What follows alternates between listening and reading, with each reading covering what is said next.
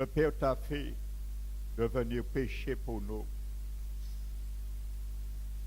afin que ta justice nous soit en échange imputée.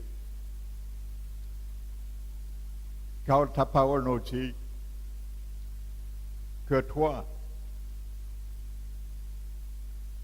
de la souffrance, de la joie qui t'était réservée en échange, tu as souffert la croix, tu as méprisé l'ignominie et tu es assis aujourd'hui à la droite de la majesté divine. Non seulement, Seigneur, pour nous sauver, comme tu l'as fait,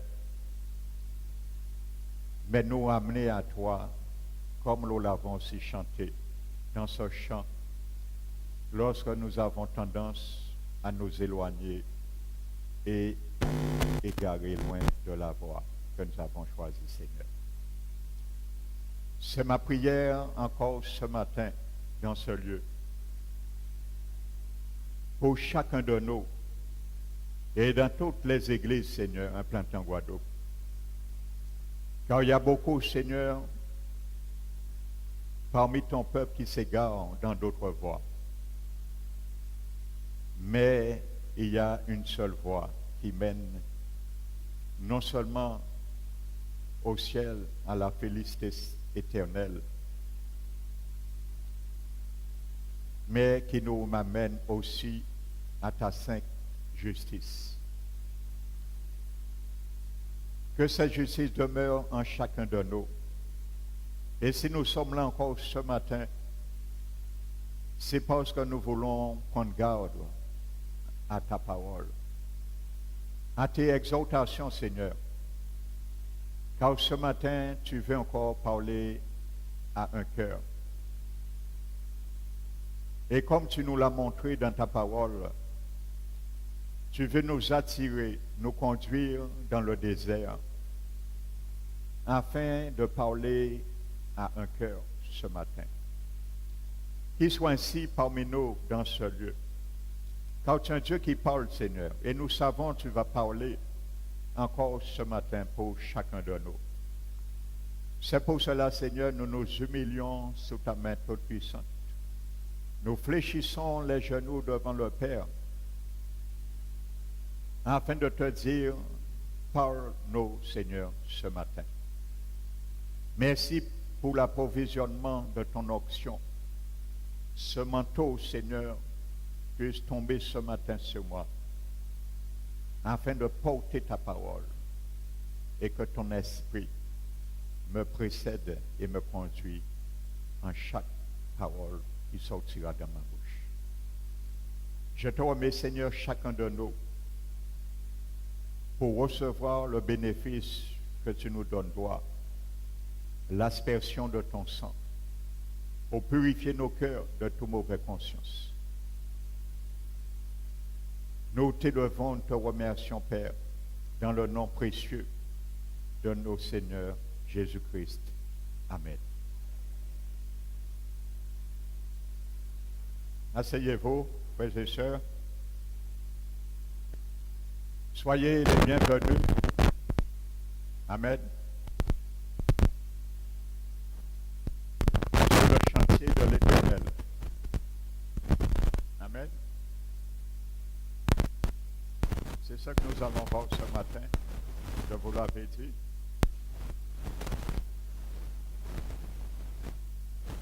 Le deuxième aspect du désert. Amen. Nous avons vu Osée 2,16 que Dieu dit qu'il va tirer et conduire son peuple dans le désert. Pas dans les montagnes, pas dans les plaines, mais dans le désert, afin de parler à son cœur. Donc, nous avons vu la première chose que le Seigneur fait, il nous amène au désert. Et chaque fois, je le disais dimanche dernier, qu'il voulait parler à son peuple d'une manière très sincère, très sérieuse, il les conduisait dans un désert. Amen. Parce que dans le désert, il n'y a pas de ce qu'on veut. Il n'y a pas de ce qu'on s'attend de nous-mêmes. Mais il y a de l'expérience. Amen. Donc ce matin, nous allons voir maintenant. Donc c'est un institut qu'on apprend, l'expérience. Une expérience que Dieu nous humilie afin que nous devenions humbles. Quand Dieu nous humilie, c'est pour nous rendre humbles. Alléluia. Parce que l'humilité a le vertige. Il y a certaines personnes, à 3 mètres d'une échelle, ils ont le vertige. Il y a certains, c'est à 20 mètres qu'ils ont le vertige. Il y a plusieurs gradations de vertige. Mais l'humilité a le vertige. Ça veut dire aucunement l'humilité ne peut s'élever. Et d'un enfant du Seigneur, son cœur commence à s'élever. Il revient tout de suite. Il doit revenir plus tôt. Parce qu'il sait qu'il aura le vertige et il va commencer à mal voir, à troubler. Amen. Donc ça vaut mieux pour nous de revenir tout de suite. Au lieu de se combattre le vertige et monter quand même. Et peut-être nous nous trouvons dans la chute, qui est bien le territoire de l'orgueil qui précède la chute. Amen. Donc c'est pour cela, bien souvent, le Seigneur nous amène dans le désert pour nous ramener encore à terre. L'élévation lui appartient. Lui n'a pas de vertige. Le Seigneur est au ciel. Les cieux ne peuvent contenir sa présence. Il n'a pas de vertige. Alléluia. Il peut s'élever au-dessus de tout. Alléluia. Donc nous allons voir maintenant la deuxième partie du désert. C'est un chantier. Et c'est là que je vais ce matin venir avec vous. Alléluia. On va apprendre à construire et à restaurer et à entreprendre des choses. Et ce chantier, nous allons voir, se passe dans nos cœurs. Amen. Parce qu'il s'agit de cœur. Dieu a dit à Osée qu'il l'amène dans le désert, pas pour parler ni à notre tête, amen, mais à nos cœurs. Amen. Je vais souligner quelque chose pour bien comprendre. Quand la Bible parle du cœur, le cœur, c'est le personnage principal de l'homme. Amen. Vous savez, l'âme de la personne est l'interface entre son esprit et son corps. Amen. Ça veut dire que l'âme prend des informations comme une interface d'un ordinateur dans son esprit, né de nouveau, et qui le porte pour son corps puisse contribuer au bienfait. Donc c'est l'interface. Il fait la transaction entre l'esprit et le corps.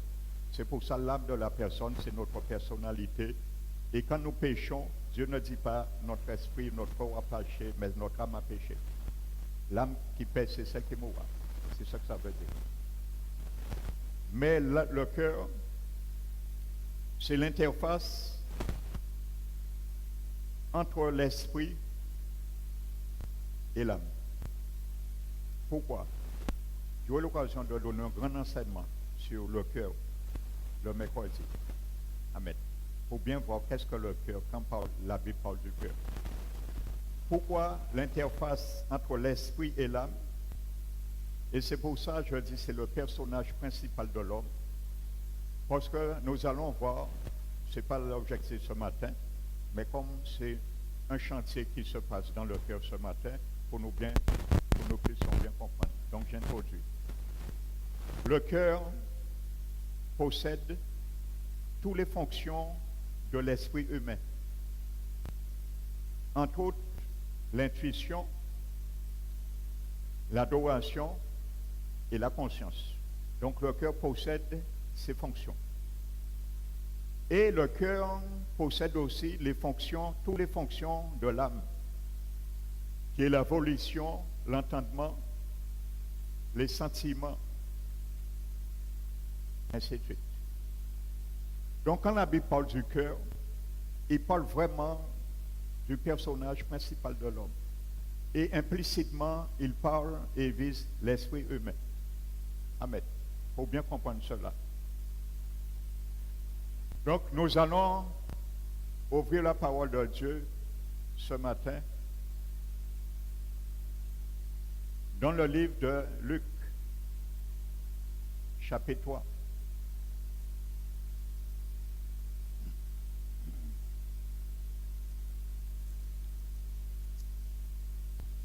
Luc, chapitre 3.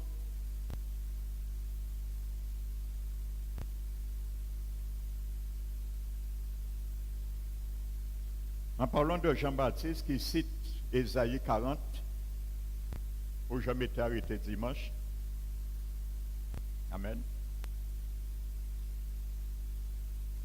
La Bible dit, verset 4, Luc 3, selon ce qui est écrit dans le livre des paroles d'Ésaïe, le prophète.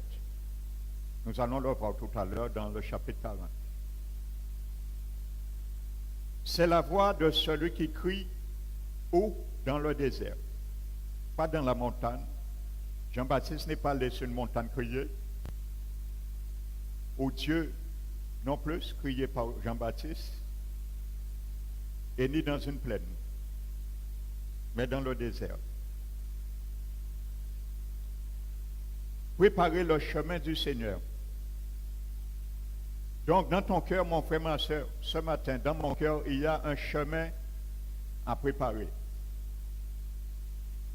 Et s'il y a un chemin à préparer, c'est parce que le terrain n'est pas préparé. Il n'est pas prêt pour accueillir le Seigneur. Nous sommes d'accord. Si je suis ici et je dois aller visiter quelqu'un qui se trouve de l'autre côté de la route, et c'est une vallée qui est remplie d'herbes, qui se trouve à cette hauteur, je ne peux pas passer. Il faut que je défriche le terrain. Il faut que j'assainisse pour pouvoir entrer. Donc il y a du travail à faire. Amen. Donc même si j'ai l'intention bonne d'aller, mais si j'envisage rien à faire, je ne pourrai pas. Amen. Ainsi de suite. À part sur une montagne. Nous allons y revenir. Préparer le chemin du Seigneur.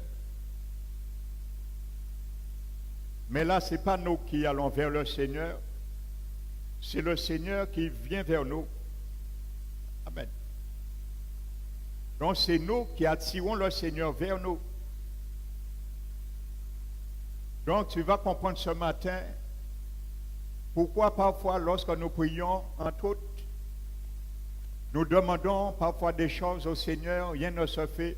Parce que le Seigneur doit venir vers nous et ça se passe dans le cœur. Parce que le chemin n'est pas préparé au préalable. Et le Seigneur a bien la bénédiction, comme je prenais comme image, la bénédiction est dans sa main, mais il attend. Parce qu'il y a des montagnes, il y a des collines, il y a des coteaux. Il attend que moi et toi, nous puissions les assainir dans nos cœurs. Amen. Je parle du cœur ce matin.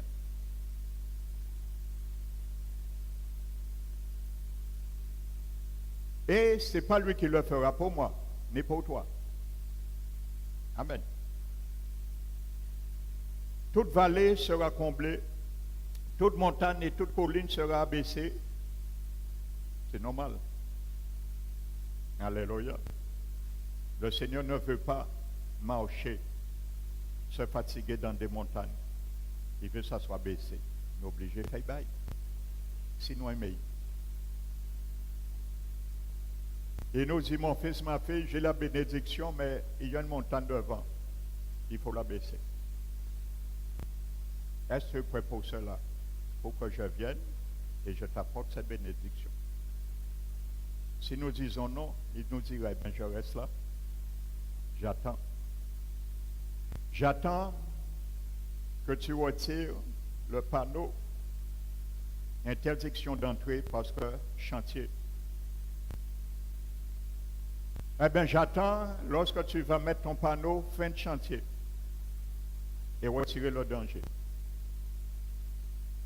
Parce que je venais monter des montagnes, me fatiguer et ni tordre mes pieds. Alléluia. Alors j'attends. Alléluia. Lorsqu'il y a un chantier, il y a un panneau d'interdiction d'entrée. Et quand le chantier est fini, on met fin de chantier. Après, on retire le fin de chantier et on dit circulation possible. Alors le Seigneur attend ce matin circulation possible dans ton cœur. Le Seigneur attend ce matin circulation possible dans mon cœur. Alléluia. Dis à ton frère, ce matin, le Seigneur attend circulation possible dans ton cœur, afin que je vienne apporter ta bénédiction. Es-tu prêt ce matin? Si tu es prêt, donne gloire au Seigneur. Amen.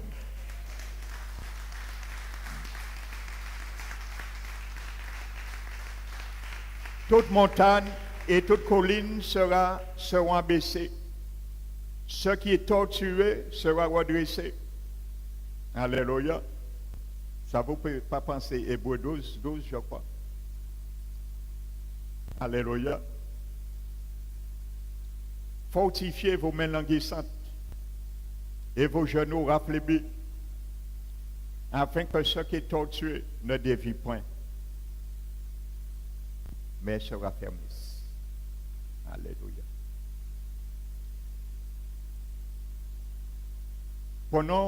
Nous allons rester sur Luc.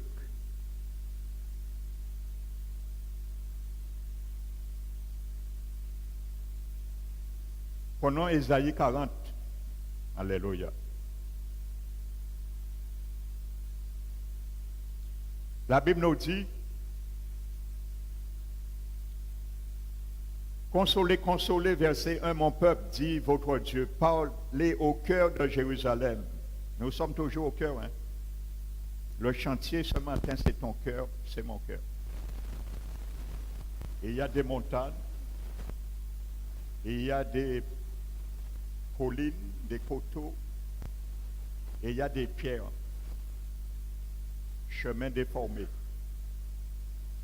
Parlez au cœur de Jérusalem et criez-lui.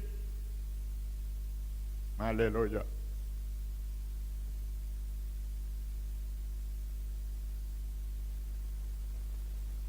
Verset 3. Une voix crie, préparez au désert le chemin de l'Éternel. Aplanissez dans les lieux arides une route pour notre Dieu. Ce n'est pas pour toi, mon frère, ma soeur. Ce n'est pas pour moi la route. C'est pour notre Dieu. Ton cœur n'est pas pour toi. C'est pour ton Dieu. Mon cœur régénéré n'est pas pour moi. C'est pour mon Dieu. Quand Jésus a choisi ses disciples, ses 12 apôtres, la Bible dit, il les a choisis pour les avoir avec lui. Amen. Pas avec le diable de temps à autre. Pas avec le monde de temps à autre, mais avec lui. C'est un Dieu jaloux. Alléluia.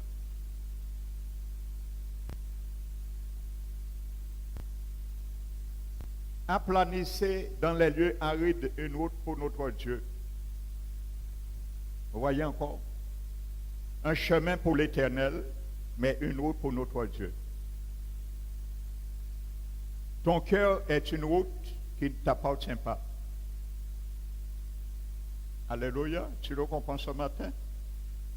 Mon cœur est une route qui ne m'appartient pas. Alléluia. Ça appartient à Dieu. Parce que celui-là, je l'ai donné à Dieu un jour. Et il veut que le chemin, la route, soit officiellement agencé pour qu'il puisse passer quand il veut, lorsqu'il veut et comme il lui plaît de passer. À tout instant. Ce n'est pas un moment, je suis à l'église chrétienne et à la maison, je ne suis pas chrétien. Je suis chrétien à l'église et à l'école, je ne suis pas chrétien. Je suis chrétien à l'église et dans la rue, je ne suis pas chrétien. Amen. Alléluia. Que toute montagne et toute colline soient abaissées, que les coteaux se changent en plaine et les défilés droits en vallon. Amen.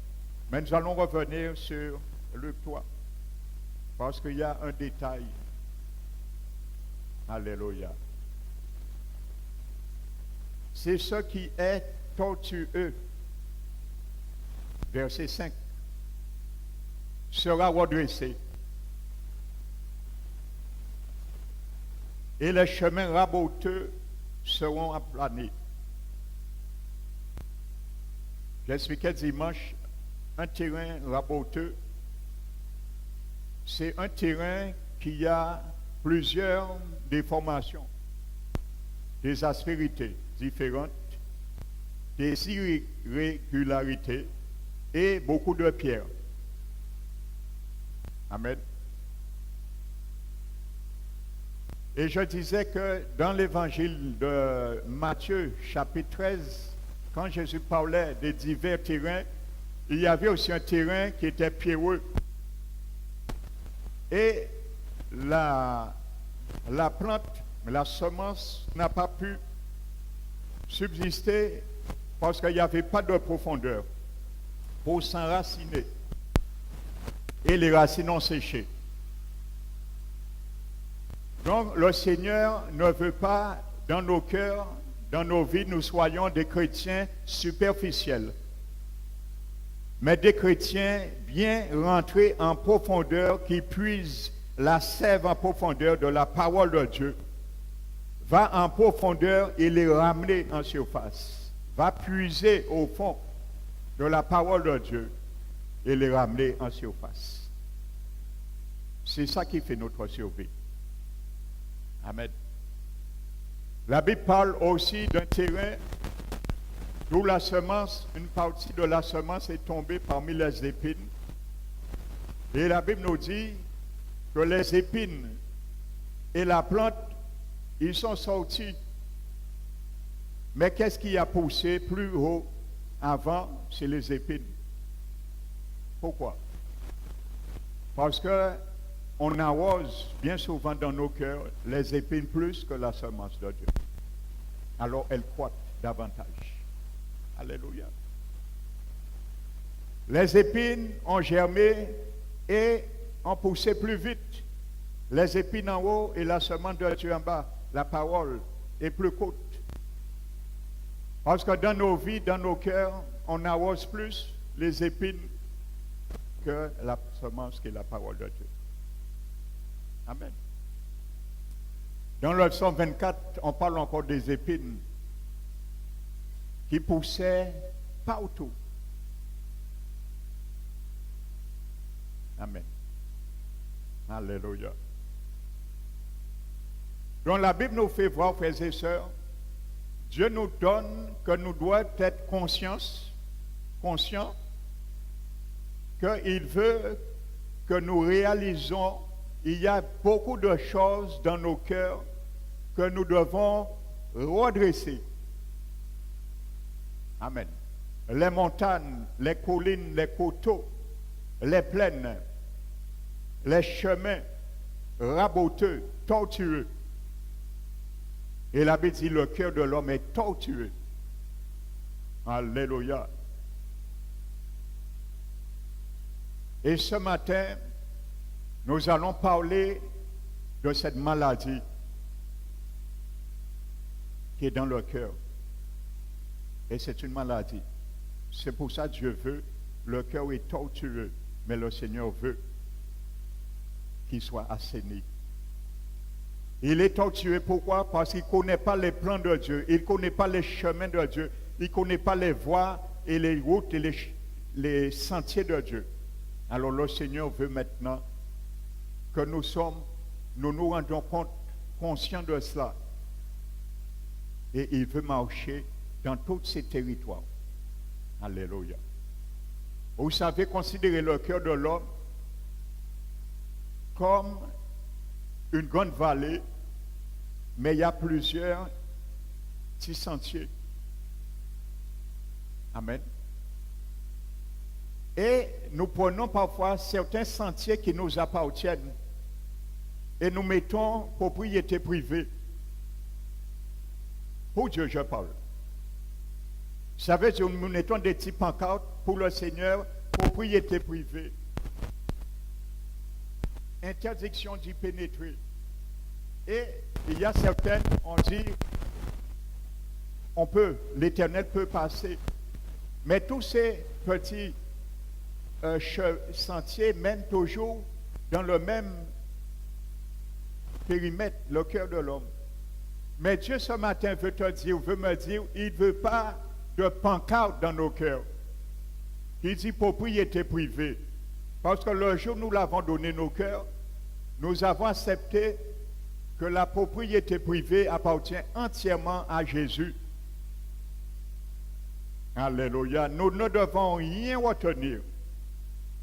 Donc c'est pour cela que le Seigneur nous ramène ce matin sur un chantier pour nous péter ces butins-là.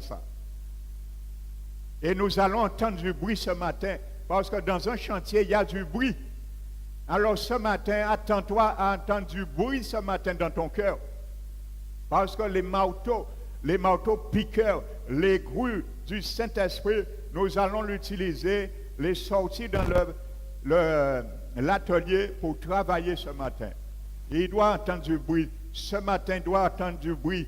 Nous devons entendre du bruit ce matin dans nos cœurs. Parce que c'est un chantier maintenant. Le Seigneur nous amène sur ce chantier qui est marqué désert. Alléluia. Vous savez, lorsqu'il y a, on commence un chantier, on commence à mettre les mains-d'œuvre, les chefs-d'œuvre, maîtres d'ouvrage, maîtres d'œuvre, ainsi de suite. Eh bien, ce chantier ce matin s'appelle le désert. Le désert du cœur, le désert dans le cœur. Voici le nom du chantier ce matin. Amen. Alléluia. Je viens sur la maladie tout à l'heure.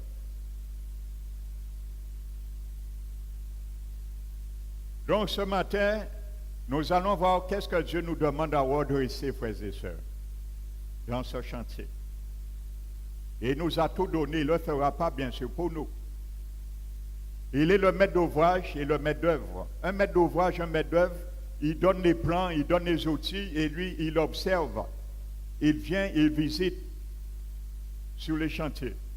C'est ça qui est contrôlé à travaux finis. Amen. Eh bien, le Seigneur, c'est un bon contrôleur ce matin pour toi, pour ton cœur. Et il va contrôler les travaux qui n'est pas encore achevés. Alléluia. Lui, c'est ça qu'il fait ce matin. Il est venu en tant que contrôleur des travaux finis ce matin, dans ce lieu. Alléluia. Et Seigneur, fais ton œuvre ce matin, parmi nous. Amen.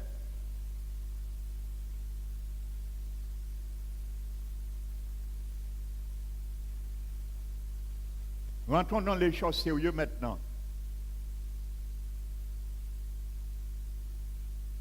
Le mot tortueux qui est marqué à la fin du verset 5 de Luc, c'est le mot grec scoliose qui a donné scoliose en français, mais ça ne s'écrit pas pareil. C'est sur ce mot grec, on a donné le mot scoliose en français, mais dans le grec, c'est ce mot qui est traduit torturer. Dans le grec, c'est scoliose. C'est S-K-O-L-I-O-S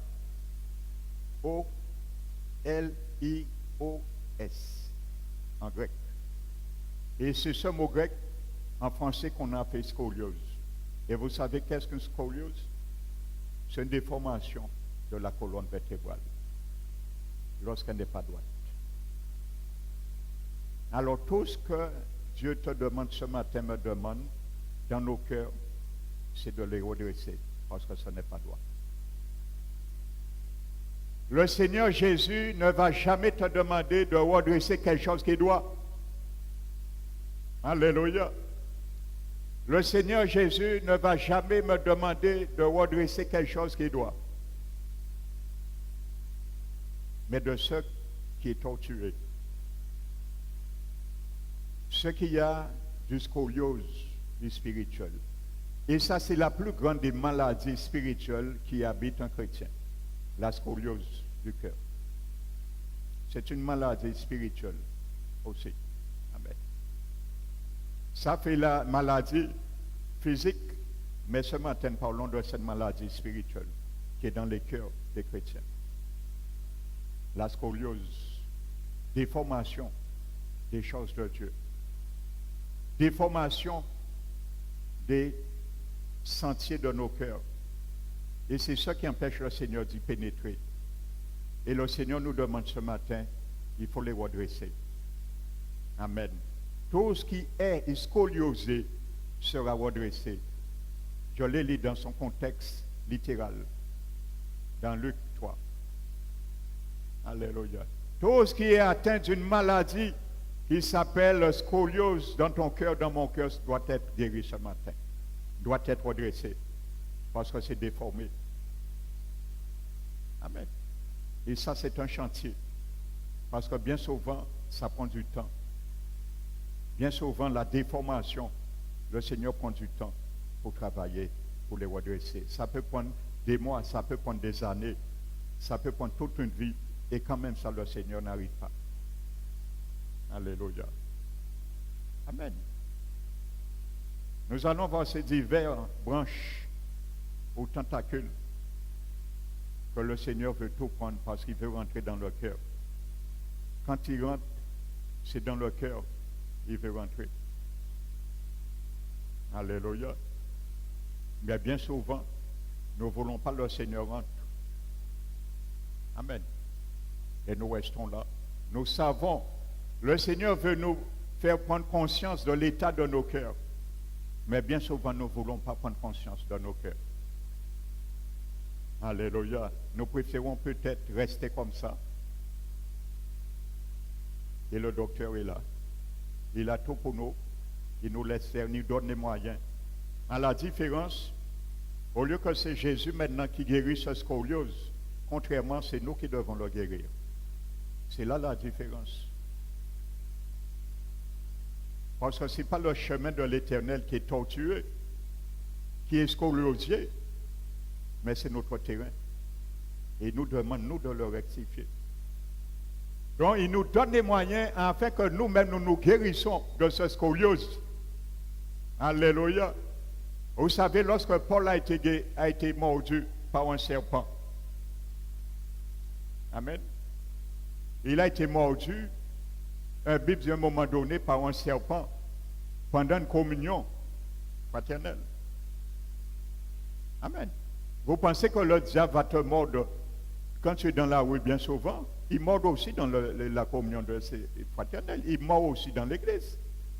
Ne crois pas, lorsque nous venons à l'église, le serpent ne peut pas nous mordre.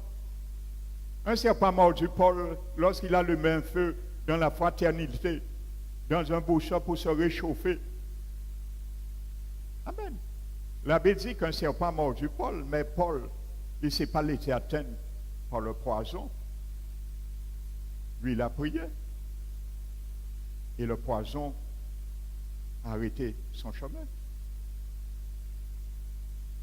Bien souvent, lorsque nous sommes mordus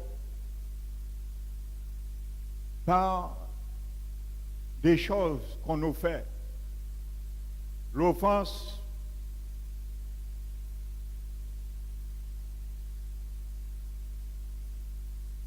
une injustice, est-ce que nous prions ou nous laissons le venin du poison de l'injustice, de l'offense, détruire nos vies? Ou est-ce que nous faisons comme Paul et nous détruisons ce poison? C'est ce que Paul a fait. Il a détruit le poison. Amen. Est-ce que nous laissons là, et poison là qu'achevé nous pas arrêter, nous pas faire rien? Amen. C'est une prise de position ce matin. Amen. Et il y a du poison qui nous détruit parfois. Nous sommes mordus par une vipère, le diable, dans ce domaine dans nos vies. Nous pas en position, nous pas laisser venir là, tuer nous. Amen. Eh bien, ça fait partie du scoliose aussi, des terrains déformés de nos cœurs. Et Dieu veut aussi cette prise de position ce matin. Amen.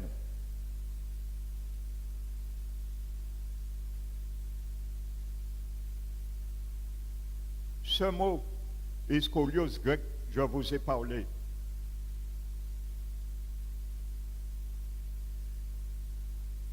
Est employé pour parler de ce qui est tortueux. Amen. Et on trouve ce mot grec, scoliose, qui est traduit par tortueux, 3 autres endroits de la Bible. Le même mot grec. Et scoliose qui est traduit par tortueux. Et qui est traduit par perverse. Alléluia. N'oubliez pas que Dieu, parmi les 7 choses que Dieu est, il a aussi la langue perverse. Alléluia. Alors tu penses que si ta langue est perverse, le Seigneur va rentrer dans ton cœur quand tu l'invites?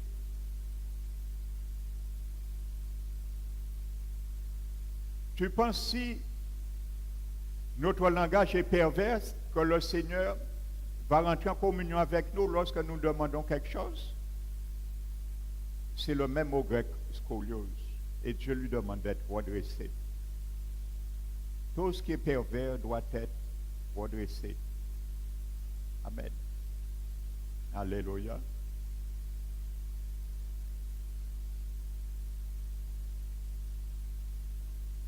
Nous trouvons cela dans 1 Corinthiens.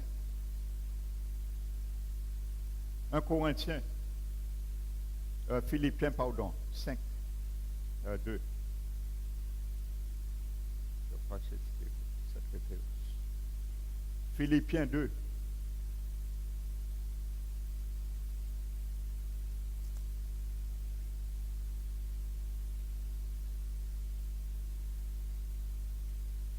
Verset 14. Faites toutes choses sans murmure ni hésitation, afin que vous soyez irréprochables et purs,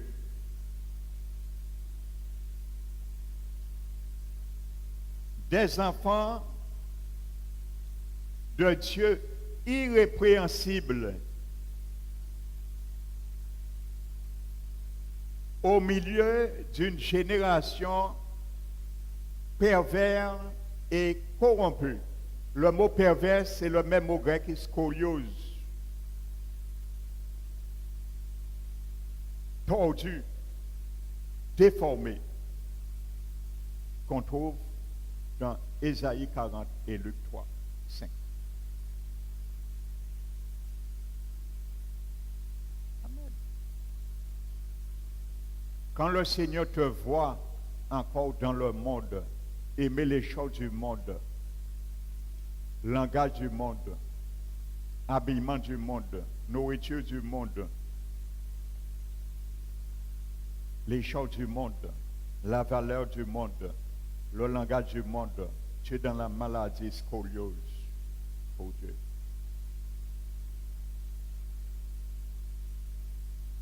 Et tous ces sentiers, le Seigneur veut que tu les rabattes. Sinon, ils risquent de rester dehors de ton cœur. Et la bénédiction va tarder.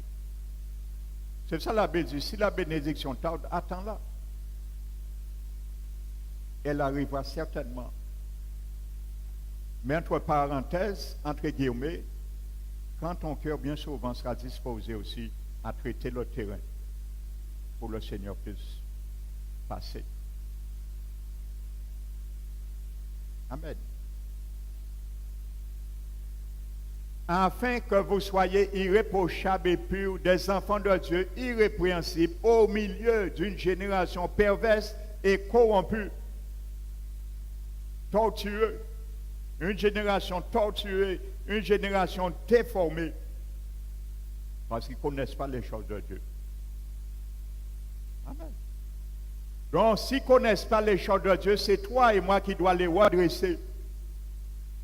Montrer que les choses, les voies de Dieu sont droites et perfection par notre bonne manière de vivre. Alléluia. C'est le même mot. Parmi laquelle vous brillez comme des flambeaux dans le monde. Quand nous allons briller comme des flambeaux, nous allons aider le monde à se redresser et à sortir de ce scoliose également. Mais si nous-mêmes ne sommes pas sortis, qui j'en crois fait monde la sortie dedans? Imaginez-vous un docteur qui n'a jamais fait d'études pour opérer quelqu'un et qui a opéré un monde. C'est catastrophe. Alléluia. C'est la même réalité. Parfois, nous voulons convaincre le monde et nous-mêmes ne sommes même pas convaincus de ce que nous voulons convaincre le monde. Afin que vous soyez irréprochables, purs, enfants irrépréhensibles au milieu de ce monde corrompu et perverse, afin que vous brillez comme des flambeaux dans ce monde, parmi lequel vous êtes. Alléluia.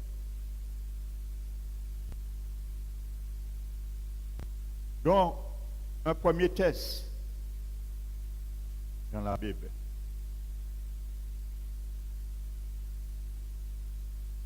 Donc, on pourrait dire cette génération courbée, cette génération tordue. Amen. Alléluia. Imagine-toi, tu es tordu, tu es courbé, tu es tombé, tu essaies de lever quelqu'un qui est tombé. Et toi-même, il est à terre.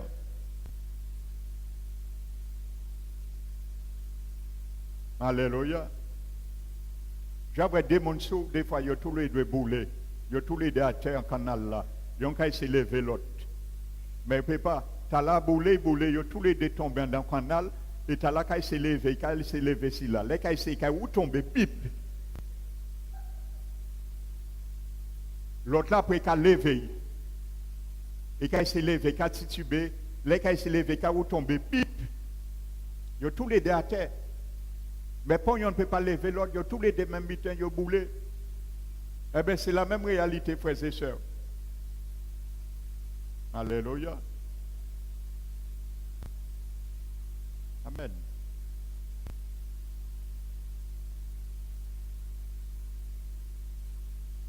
Donc, il faut que nous nous démarquons de ce monde.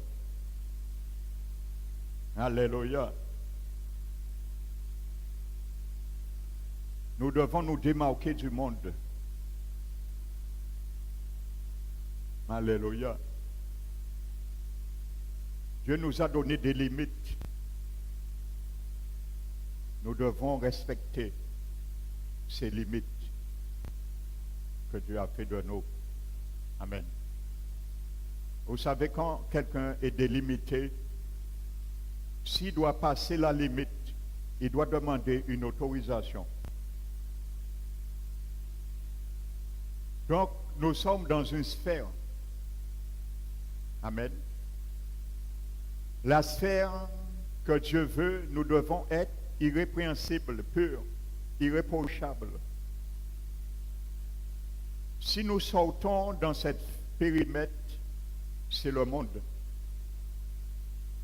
Donc nous ne pouvons pas sortir. Pour que nous sortions dans ce périmètre, nous devons demander autorisation. Parce que ça ne nous appartient plus. Pour retourner dans la délimitation qui est le monde, dès que nous sortons dans ça, les vertus de Dieu, la vie, la crainte de Dieu, nous dépassons nos limites. Le périmètre que le Seigneur nous a assigné, nous devons lui demander l'autorisation. Et croyez-vous, sachez que si nous demandons au Seigneur une telle autorisation pour sortir dans cette limite, il nous dira non. Parce que l'autre limite, au-delà, ne lui appartient pas. Ce n'est pas son royaume. Il a dit, vous êtes dans le monde, vous ne faites pas partie du monde. Il a prié au Père, Père, je ne te demande pas de les ôter du monde, mais de les préserver du malin. Amen. Donc, nous devons comprendre ça. Alléluia. Donc, c'est pour cela, bien souvent, nous aimons aussi les choses du monde. Et c'est pour ça, dimanche, je vous disais que quand Dieu a amené le peuple au désert, le peuple mangeait égyptien pendant 400 ans. Comprenez-nous quand il fait arrêter de manger égyptien du jour au lendemain? Ils ont mangé égyptien 400 ans. Ils ont adoré des démons, des faux dieux pendant 400 ans. Ils ont habillé, ils portaient vêtements égyptiens pendant 400 ans. Souliers égyptiens pendant 400 ans. Ils ont été qu'à parler égyptien. Ils n'ont pas perdu, bien sûr, leur langue, leur langage. Eh bien, Dieu ne les a pas fait sortir et les a amenés tout de suite à Canaan. Il fallait un apprentissage, une école, un institut, comme je le disais dimanche dernier, d'éducation, pour les rééduquer, les réhabiliter, les préparer à rentrer. Amen. Aujourd'hui, nous venons au Seigneur. Nous ne voulons pas des habits coutumés nous avec les choses du monde. Nous avons tellement mes vêtements habillés du monde, nous avons vu au Seigneur avec ça. Les modes du monde. Et c'est dommage, on voit dans les églises des derniers temps des jeunes qui ont reçu le Seigneur, après 2 ou 3 ans, ils reprennent ce qu'ils avaient déposé dans le monde. Ils ont pris encore et ils ont mené dans l'église là. Je disais dimanche, lorsqu'un bateau navigue sur l'eau, il n'y a rien de danger. Mais quand l'eau rentre dans le bateau, le danger là a commencé à venir. Quand l'église marche dans le monde, l'église éclaire et brille comme un flambeau, la Bible nous demande. Mais quand le monde rentre dans l'église, c'est danger. Et malheureusement, les églises des derniers temps sont remplies de démons. Il y a des pasteurs qui ne croient pas à ça, mais les églises sont remplies de démons des derniers temps, les églises évangéliques. Parce que ce sont les chrétiens même qui amènent des démons dans l'église pendant le culte. Amen. Vous pensez, si vous vivez contrairement à la Bible, que le diable ne va pas nous rattraper? La Bible dit, donne-nous pas accès au diable. Amen. Et ce mot grec qui est traduit par accès, donner accès, dans le grec, parle d'intrusion, intériorer, une intérieur et par quelque chose qui entre à l'intérieur. Alors si on ouvre une voie à un esprit, il est rentré encore en nous. C'est ça verset l'avait dit. Après on dit, un chrétien ne peut pas démoniser. Alors c'est dans ta tête. Les quoi viennent voir pasteur là. Oui, pasteur, je suis oppressé, je ne dors pas, je sens des choses bouger en moi. C'est pasteur là qui a prêché, qu'un chrétien ne peut pas être démonisé. Quoi commencer du chrétien là? Et quand tu commences à m'agacer, c'est dans ta tête ça se passe. Et là, il y a persister, quoi dire, bon, je connais un bon psychiatre. Je vais te le conseiller. Il y a un psychiatre, après quoi trouver en Saint-Claude. Pasteur qui voyait brebis en Saint-Claude. Et là, il y a peut-être à pour des bons. Voici ce qui se passe dans les églises des derniers temps. Bien souvent. Alléluia. Alors, ce qu'on veut, on le voit toujours, qu'on soit chrétien ou pas. Il faut bien comprendre ça. Hein? Alléluia. Alors, lorsque des serviteurs chassent les démons dans l'église, qu'à combattre, pas mener encore. Pas mener parce qu'elles ont qu'à charger ces serviteurs-là inutilement. Amen.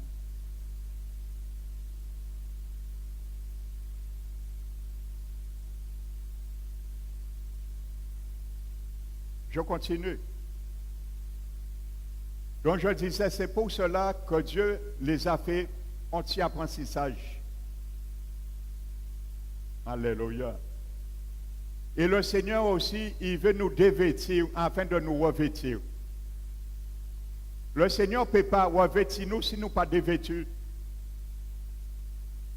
Parce qu'il y aura un vieux vêtement et il y a un beau vêtement. Il n'y a pas un et les deux en même temps. C'est un ou l'autre. Amen. On ne veut pas se dévêtir et on veut le Seigneur nous revêtir. Non. Il y a un ordre. Il faut se dévêtir et se revêtir. Il y a un ordre. On veut inverser l'ordre. On veut le Seigneur vienne dans nos vies. On prie, rien ne se fait. Et le Seigneur, quand le Seigneur nous demande de redresser ce qui est raboteux, ce qui est déformé dans nos cœurs, on ne veut pas le faire. Et ton frère et ta soeur qui reconnaît que sa vie, son cœur, l'état de son cœur raboteux, et elle fait ce que Dieu lui demande, le Seigneur qu'a vite, nous qu'a jalouser. Et nous qu'a dit, bon Dieu, pas faire rien, bon moi. Non, bon Dieu, pas faire rien, bon, c'est parce qu'on ne veut pas bon Dieu faire rien, bon. Parce que si bon Dieu pas te faire rien, bon, il pas te faire rien, bon, frère, aussi, il invitait le Seigneur. Parce qu'il a pris le dessus sur la paresse. Sur la paresse. On ne veut pas travailler pour nos cœurs, préparer nos cœurs pour le Seigneur et on se plaint après. Alléluia. On se plaint.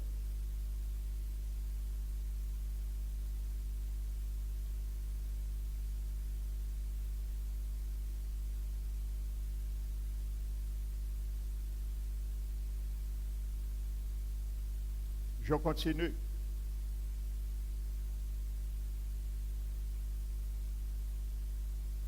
Paul dit, sortez du milieu du monde, de mon peuple. Sortez du milieu de ce monde. Parce que nous qui attrapons la scoliose, alors sortis là. C'est un lieu qui est contaminant. Alléluia. Mais il y a beaucoup de chrétiens qui aiment, ils aiment contaminer, ils ont arrêté là, ils ont baigné dans ça. Après, ils sont étonnés que le Seigneur ne fait rien.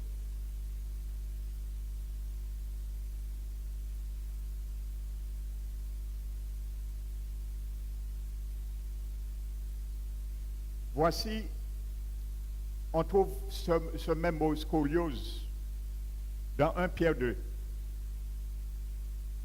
Prenons 1 Pierre 2.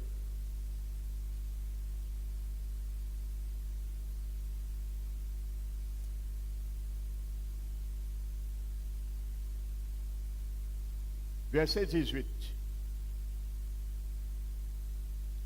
Serviteur. Là, Paul parle aux chrétiens nés de nouveau, mais qui étaient toujours esclaves. Esclaves. Je parle d'esclaves physiques. Ils travaillent toujours pour leur maître. Paul pas dit aux chrétiens aujourd'hui désertés, non. Voici le conseil qu'il les donne.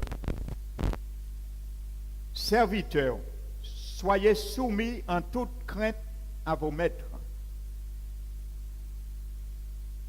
En toute crainte. Non seulement à ceux qui sont bons et doux, mais à ceux qui ont un caractère difficile.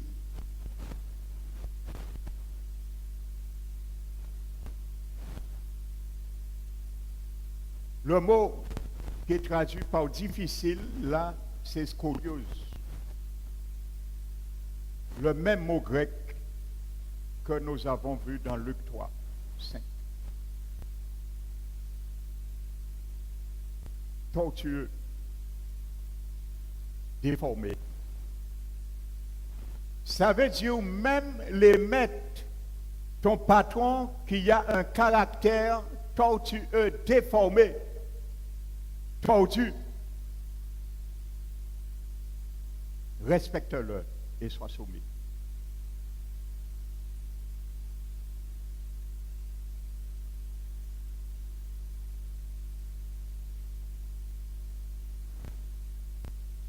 Alléluia.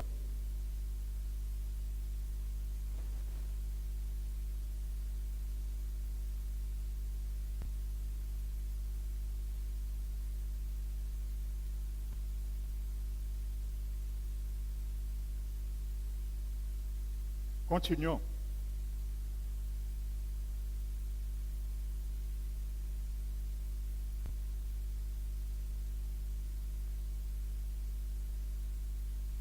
Car c'est une grâce, verset 19, de supporter des afflictions par motif de conscience envers Dieu quand on souffre injustement. Amen. La Bible dit, même ceux qui ont un caractère déformé, le même mot grec scoliose que Dieu nous demande de redresser pour que le Seigneur vienne.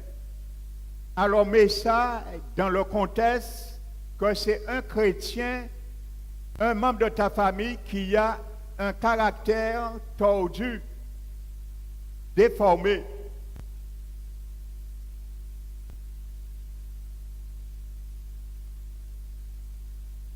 Donc tu vois, il ne s'agit pas de chantier, il s'agit du cœur. Amen. Donc ça fait partie du chantier. Le mauvais caractère que nous avons. Amen. Donc si le patron, la Bible dit, même les maîtres qui ont un caractère tortueux, déformé, ça veut dire nous, quand il nous arrive nous d'avoir un caractère déformé, le Seigneur appelle ça que notre caractère est dans un scoliose aussi. Donc ça fait partie du chantier aussi, ça fait partie du cœur. Le Seigneur veut que nous les redressons. Et quand le Seigneur nous donne les instruments pour le redresser, nous n'avons pas qu'à utiliser ces instruments-là. Qui j'en qui redresser? Amen. On partageait l'autre jour avec les leaders. Je leur disais, vous savez, un berger avait dans l'ancien Proche-Orient 2 instruments dans ses mains lorsqu'il conduisait son troupeau. Il avait un bâton qui était fait pour protéger le troupeau contre les prédateurs, pour les frapper. Et il avait, deuxièmement, une houlette. La houlette, c'était un bout de bois, bien souvent une branche de roseau, et au bout, il y avait une partie, un bout de fer incurvé en demi-U, en U plutôt. Et il l'utilisait pour deux besoins. Lorsqu'il était fatigué, il s'arrêtait parfois et il s'appuyait dessus. Il s'appuyait dessus pour ne pas sommeiller, s'allonger peut-être et prendre sommeil et les brebis en dérive. Donc il était fatigué, il s'appuyait debout dessus. Et deuxièmement, la partie incurvée était faite pour protéger ses brebis. Lorsqu'il cheminait bien souvent des collines et il y avait beaucoup de précipices, et on appelle ça la vallée de l'ombre de la mort. Donc c'était pour lorsque les brebis avaient tendance à aller vers le bord, il les ramenait comme ça, avec la partie incurvée. Amen. Et il y avait Roi, Somme 23 leur dit, ton bâton et ta houlette me rassurent. Amen. C'est pour ça que je dis, lorsque quelqu'un dit, récite le Somme 23, l'Éternel est mon berger. Le Seigneur Jésus te dit, tu es ma brebis. C'est normal. Tu l'appelles mon berger, donc il est ta brebis. Pourquoi tu dis, l'Éternel est mon berger? Il est ta brebis, il te dit, tu es ma brebis. Appelle-moi berger. Quand le monde a somme là, ça, le monde qui panique, relation à Dieu, il n'y a pas point réciter. L'Éternel est mon berger, l'Éternel a dit, tu es ma brebis. C'est normal. Parce que le berger connaît la voix, les brebis connaissent la voix de son berger. Maintenant, le Seigneur les dit et nous dit, pourquoi tu m'appelles ton berger et quand je mets ma houlette sur ton cou pour te dévier du danger, de la mort, tu retires la houlette. Ne m'appelle pas mon berger. C'est la même réalité. Jésus a dit, pourquoi m'appelez-vous Seigneur, Seigneur, et ne faites-vous pas ce que moi je vous dis? Pourquoi Jésus a dit ça? Parce que lorsqu'on appelle quelqu'un Seigneur, on est conscient qu'on est un esclave. Et c'est un maître qui règne sur nous, on n'a pas de droit de dire non. Alors tout le monde a dit le Seigneur, c'est mon Seigneur, Jésus est mon Seigneur. Non. Parce que quand Jésus devient ton Seigneur, il a tous les droits sur toi. Tu n'as aucun droit. Sinon de faire ce qu'il te dit de faire. Alors si tu ne veux pas ça, tu n'appelles pas Jésus ton Seigneur. Et ne faites-vous pas ce que moi je vous dis. Pourquoi tu m'appelles mon berger l'Éternel et tu me dis non, retire ta houlette en courant moi, tirez houlette là en courant moi. Peut-être quoi dire des fois trop rouillé, il manque en graine. Mais c'est une expression, même si nous ne le disons pas, mais en notre comportement, notre conduite, c'est la même réalité pour le Seigneur. Eh bien, la houlette et le bâton, c'est la parole de Dieu. Ma houlette et mon bâton, vous le voici. La parole de Dieu. C'est ça Jésus ban moi. Il pas ban moi rien d'autre. Lui, il était un bâton et un houlette. Bâton là, ban moi, ces paroles là pour briser les jours, pour autorité si diable et démon. Ça c'est bâton moi, la parole de Dieu. Alléluia. Et croyez-vous, je n'ai pas peur du diable. Comme beaucoup pensent, il ne faut pas ou parler des diables là. On pas peur du diable là. Alléluia. Celui qui est en moi est plus grand que lui. Je n'ai pas le peur. Avoir peur de lui. Amen. Et un jour, on dit diable à ça. On dit ça, un jour, je faisais la délivrance à un jeune. Je lui ai dit ça. Le jeune est venu pour me frapper. j'ai vu un démon sur le visage de ce jeune. Il est venu avec une violence. J'étais assis, je suis resté dans le calme et la paix. En pas esquivé, faire rien. Je suis resté dans le calme et la paix. Et quand il est venu, il était assis chez sa mère il est venu. Quand il est venu, j'ai dit simplement, non, Satan, tu ne peux pas me toucher. Celui qui aimerait plus grand que toi. Au nom de Jésus, retire-toi. Il a été propulsé de 3 mètres en arrière. Il a été projeté comme quelqu'un qui l'a frappé. Il est tombé sur le dos. Ouais, c'est tout. Hein. Pas n'y a pas de diable là. Je vais le craindre si ma vie n'est pas en règle avec Dieu, oui. Et si ta vie n'est pas en règle, ne veux pas attaquer le diable. Je te déconseille. Amen. Il y a trop de chrétiens qui ont peur du diable. Il y a trop de pasteurs qui ont peur du diable. Il y a des églises, vous allez parler, nommer le nom du diable, un démon. Ok, oh, pas parler de ça là. Oh, non. On ne parle pas de ça ici. Un jour, un frère a fait monter une prière. Une prière, il parlait il lit les démons, tout ça. Des anciens sont venus. On l'a dit, non, on ne parle pas de ça ici. Tais-toi. C'est ça qu'on a dit à Bartimée. Chut! Ou quoi casser les oreilles à nous, Bartimée. Et c'est la même réalité. On nous inculque cette peur en nous.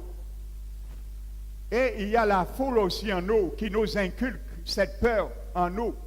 La foule, lorsque nous essayons de prendre l'autorité, de crier à Dieu, ce n'est pas la foule de Bartimée, mais il y a une grande foule en nous d'incrédulité aussi. De tout oui-dit, on a emmagasiné des forteresses. On entend ça au niveau de nous intérieurement qui nous dit pas faire ça, si vous faites ça, problème c'est ou non. C'est la même réalité. Mais il faut faire comme Bartimée, crier plus fort que c'est voilà ça. Qui a essayé d'impressionner nous-mêmes. Alléluia. Amen. Donc la Bible nous le dit, frères et sœurs. Donc voyez, il y a du chantier dans notre caractère, dans nos pensées, dans nos sentiments. Le Seigneur veut traiter ça aussi. Amen. Alléluia.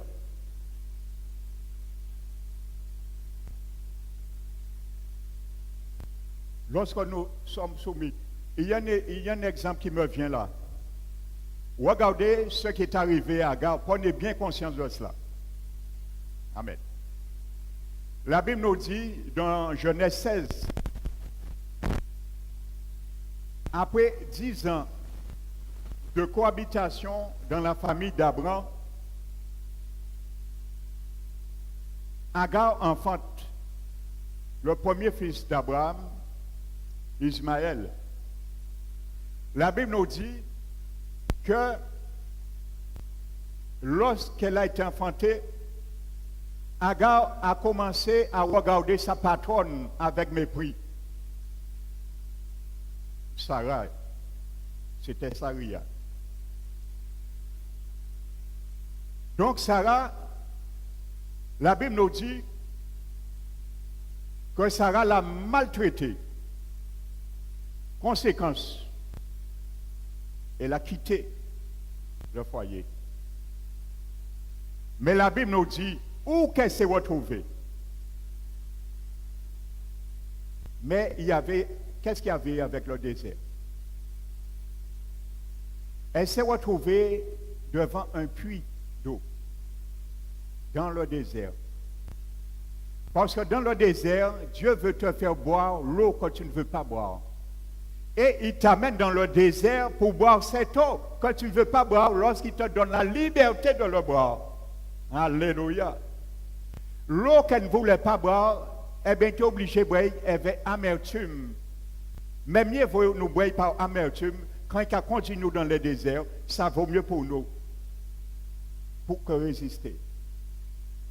La Bible nous dit, Agar s'est trouvé. Je n'avais pas prévu cette image, ça m'est venu là. Agar s'est trouvé devant un puits d'eau dans le désert. Vous voyez encore dans le désert.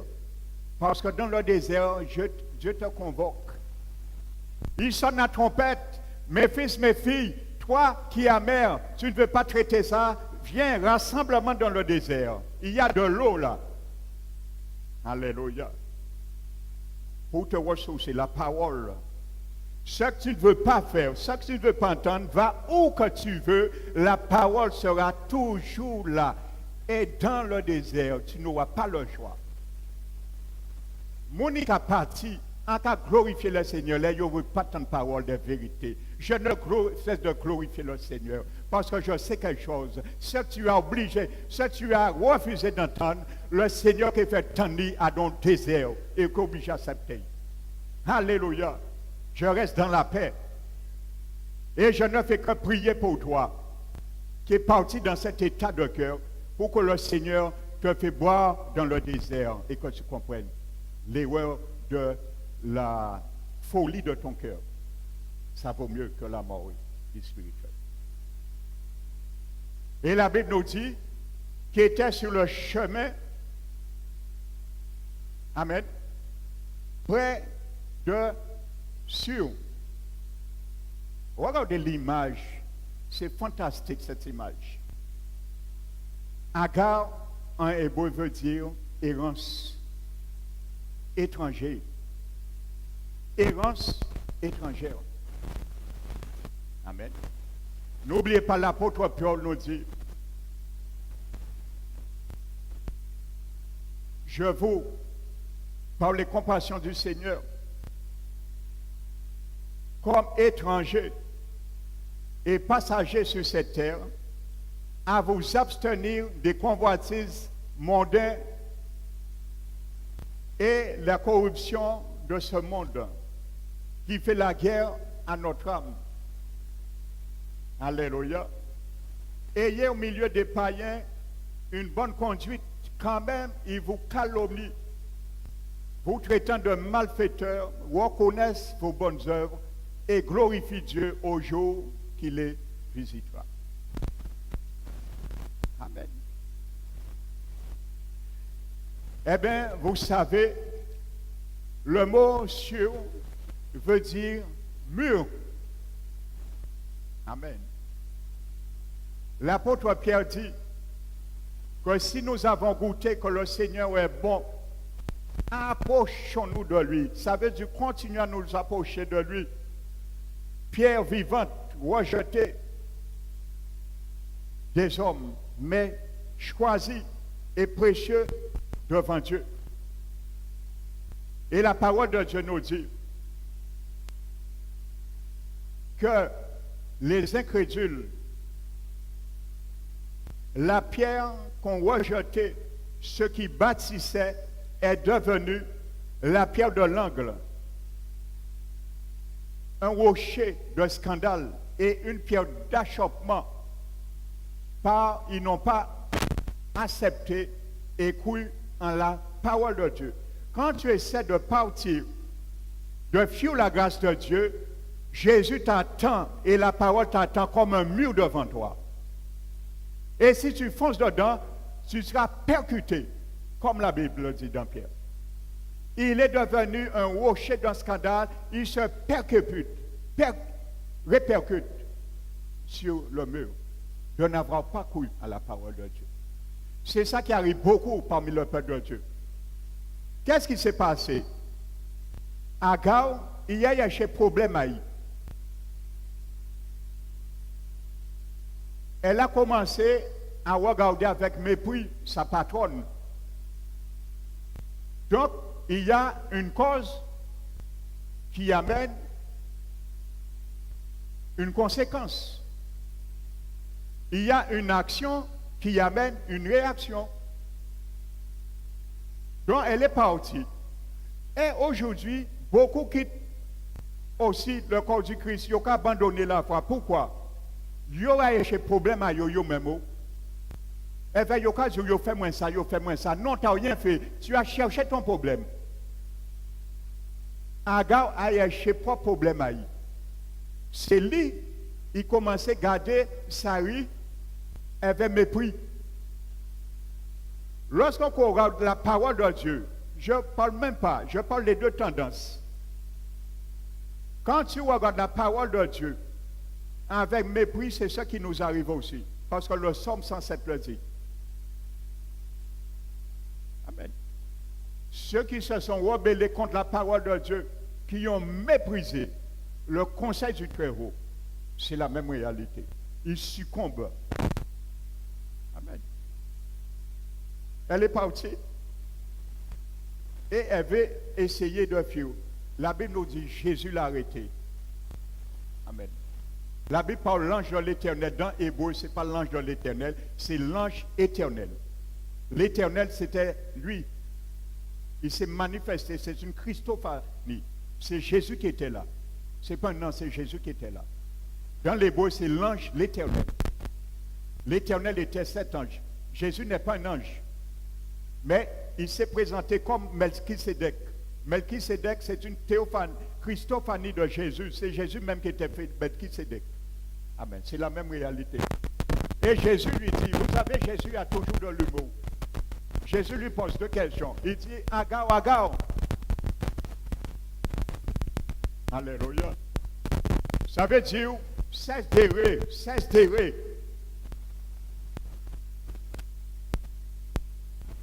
Que fais-tu là? D'où viens-tu et où tu vas? D'où viens-tu dans cette errance? C'est ça qu'il voulait dire, par son nom le décrit. D'où viens-tu et où vas-tu?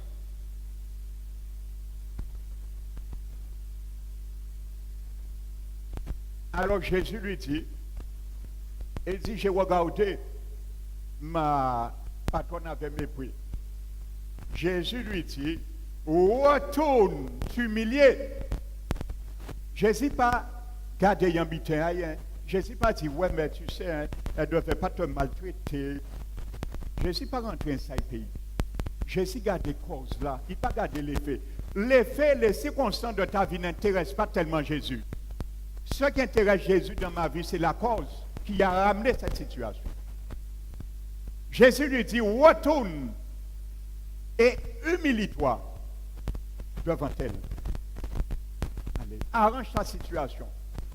Parce qu'il n'y avait rien de déserté. Et c'est ça, beaucoup ne comprennent pas. Le Seigneur a arrêté yo parce qu'il y a vu un mur devant yo. Alléluia. Et le Seigneur nous dit, bon, mais voici. Qu'est-ce qu'il fait? Ou que peut-être mur là? Tu vas casser le mur, le rocher des siècles comme moi je suis.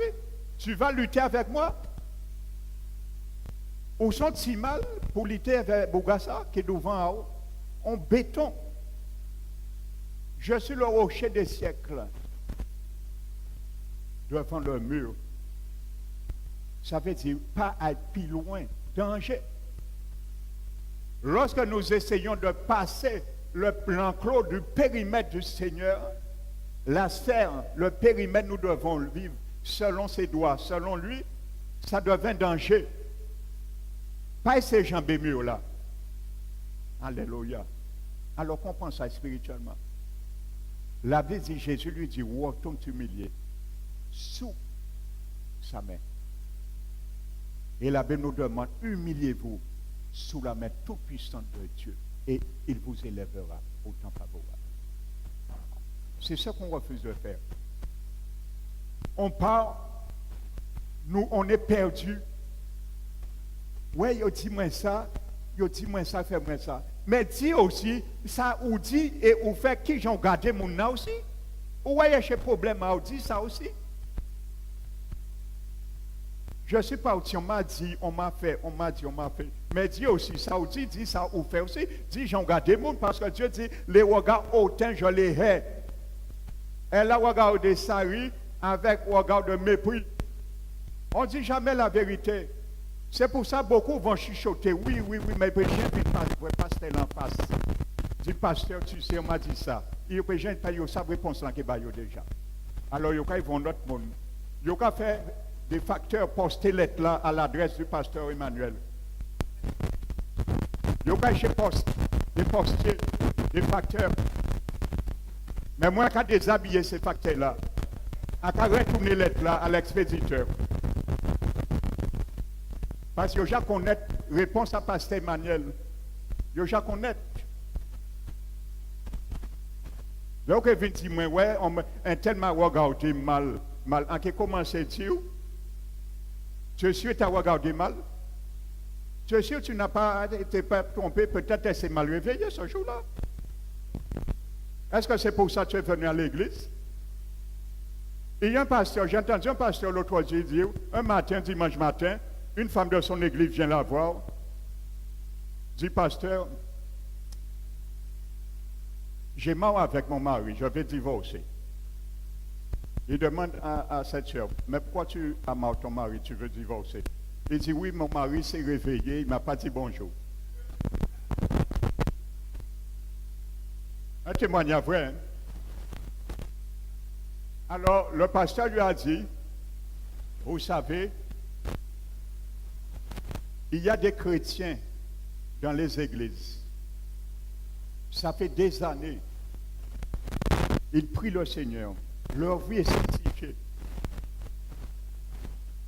Leur vie est exemplaire. Ils se battent pour être agréables à Dieu dans l'obéissance. Mais ils ne cessent de prier pour un mari ou une femme. Ils n'ont toujours pas reçu. Mais toi, tu as ce privilège. Tu veux divorcer parce que ton mari ne t'a pas dit bonjour. Mais dis-lui bonjour. Et ça va s'arranger.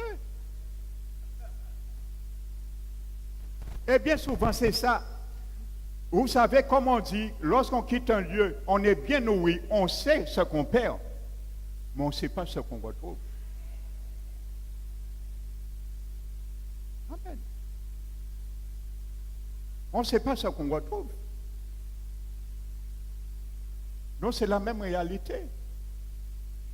N'allons pas chercher problème, nous mettre dans des situations et croire que Dieu et le monde est sur notre tête et responsable. Amen. C'est pour ça que le Seigneur veut chacun s'interpelle. C'est chaque personne doit préparer son chemin. Ce n'est pas Dieu qui va préparer le chemin de quiconque. Hein? Amen. Le Seigneur l'a dit de retourner. Retourne, tu n'as rien à faire là, tu es en train d'errer. Retourne t'humilier. Et c'est ça que nous ne pouvons pas faire. Là, on va partir par l'orgueil. Bon Dieu, pas Dieu parti. Il pige comme citron. Il pogne parce qu'il est trappé de toute façon, il faut être trappé. Ou c'est brebis. Il rate avec roulette là. Mais par amour, il descend dans le précipice là. Il fait mal, mais il est trappé. Alléluia. Mais là qui est trappé nous, il est pigé nous, pressé nous comme citron. Et là, on voit Gila qui commence à sortir, nous qui dit ouais, en comprendre, en cas retourner milliers moins. En cas continuer et en cas retourner milliers moins, on ne peut pas résister plus longtemps. Et le Seigneur nous dira, mais tu peux résister encore, hein? Ça, ce n'est que le commencement des douleurs de l'enfantement. Tu peux continuer parce qu'il y a un mur qui t'attend. Et ce mur, ce sera moi. Alléluia. Eh bien, le mur était devant Gargare. Le Seigneur dit, retourne. Le Seigneur voit toutes choses. Et quand le Seigneur nous voit dans l'état de nos cœurs, combien de fois il nous arrête, il nous parle de nous dire de retourner. Retourne là, retourne à moi, retourne dans ma parole. Nous faisons la sourde oreille. Et lorsque les choses s'empirent, nous disons le Seigneur ne fait rien. Non, le Seigneur fait tout en son temps. Mais c'est toi qui fais rien. Alléluia. Il va nous dire, mais le sentier que je t'ai demandé d'aplaner, est-ce que tu l'as déjà fini? Les montagnes, je t'ai demandé d'abaisser, est-ce que tu as déjà pris le tracteur, brisé cette montagne pour que la route soit droite et que je marche? Nous dirons non, Seigneur. Et qu'est-ce que tu attends de moi? Je t'ai dit, quand tu vas retirer ton panneau de chantier en cours, je viendrai. je ne peux pas rentrer dans ton chantier. Il y a du désordre dans ton cœur. Amen.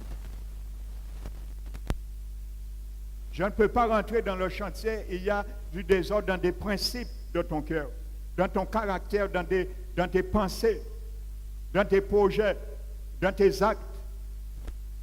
Amen. Prépare ce chantier. Remets-le à neuf et je viendrai.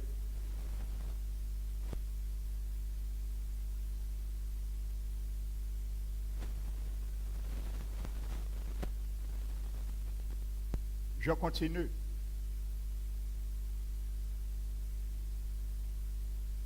Ce même mot est employé lorsqu'on parle de voix. Il parle woodwork. Quand il parle de certains langages. Quand il s'agit du caractère, ce mot veut dire et employé pour parler de grossier, cruel, violent, colère. Donc, vous voyez, c'est vraiment un chantier pour les cœurs. Et c'est pour ça la Bible dit de préparer le chemin dans le désert, parce que c'est dans le désert que le Seigneur nous déshabille de toutes ces choses. Amen.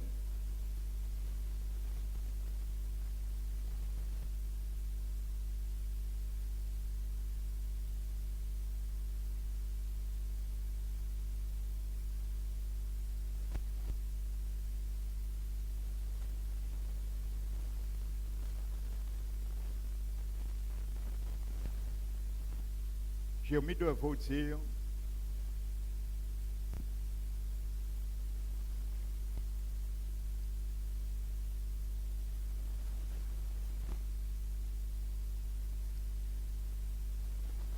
dans la version nous avons lu qui est dit ce qui est tortueux doit être redressé.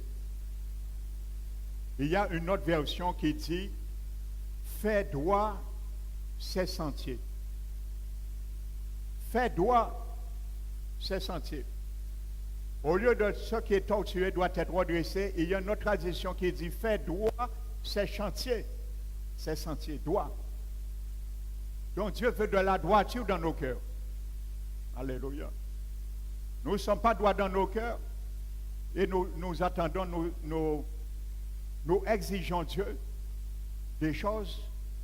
David a dit, nous recevons de l'Éternel ce que nous lui offrons. Amen. Qu'est-ce que tu offres à Dieu dans ta vie? Qu'est-ce que j'offre au Seigneur dans ma vie? Nous recevons de l'Éternel ce que nous lui offrons. Amen. Tu donnes à l'Éternel l'injustice dans ta vie, tu veux te donner la justice.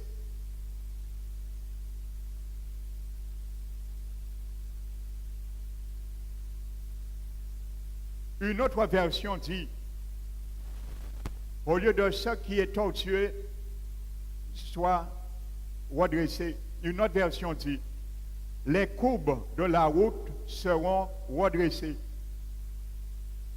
Il y a des coudes, il y a des courbes dans nos cœurs. Ça doit être redressé et mis à plat. Alléluia. Le Seigneur veut cela. Donc ce matin, frères et sœurs, le Seigneur nous a montré qu'il y a un chantier dans le cœur de chacun de ses enfants. Il y a des choses à abaisser. Il y a des choses à planir. Il y a des choses à redresser. Amen.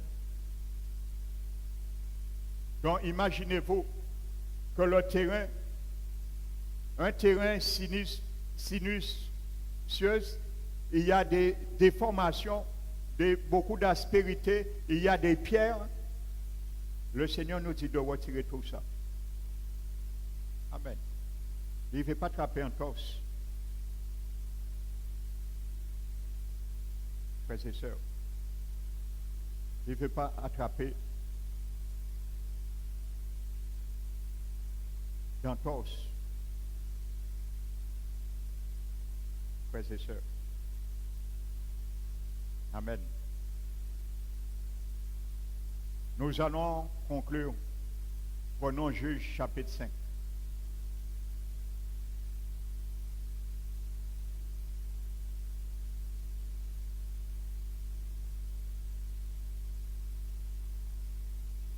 Le livre des Juges.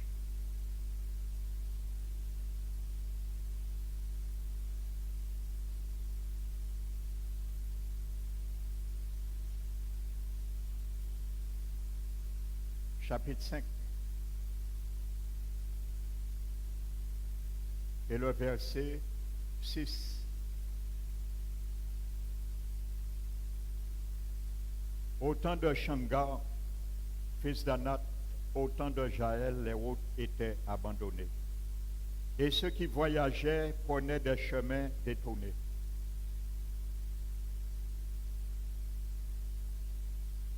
Tu sais, mon frère, ma soeur,